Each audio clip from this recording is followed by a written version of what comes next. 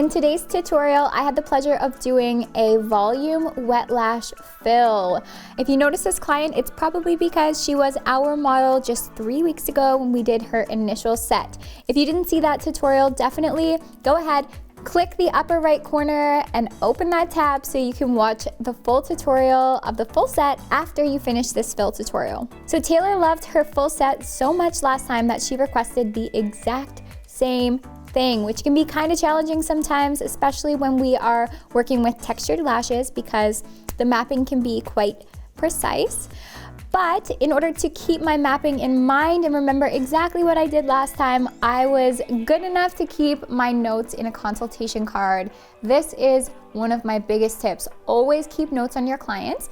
This card that I'm working on right now is available at lostartistrylash.com, so you can go ahead and buy them in bulk, and then you can have a card for all of your clients. But on there, I keep all of my details, so it was really easy for me to recreate the same lashes during the fill as I did at the full set. So my retention was at about 50% when she came in at 3 weeks, which is optimal. Her lashes were looking good, they were looking healthy, they were growing out nicely. She had great retention. I did work with Quickie adhesive, which is my personal favorite. It's our 1 second cure time adhesive, and I love it, especially when I'm working with wet lashes or classics or any type of set that I don't need a lot of extra wiggle room time when I'm working through the set. So here's the map that I worked through today. I did work in layers, so I isolated the bottom layer and then the top layer, which a lot of people ask, can you do this at a fill? And the answer is absolutely. You can do this for any lash set, doesn't matter if they have lashes or not. So I did work in layers today. I worked with my longest length on the top layer and my shorter lengths on the bottom layer.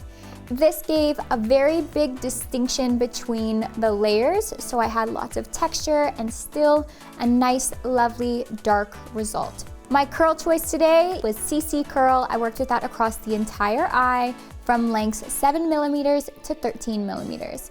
And my diameter choice was 0.05 on those inner and outer corners where the lashes are weaker, and 0.07 throughout the rest of the eye where the lashes are stronger. And my dimension choice was anywhere between 2 and 6D. I did classify this as a volume service, so I charged for volume even though they're not fanned out. This is still a volume service. Anyways, let's watch this set come to life, and if you want to recreate this set, again, here's the map. Go ahead and take a screenshot, and don't forget to like, comment, subscribe, and ring that bell.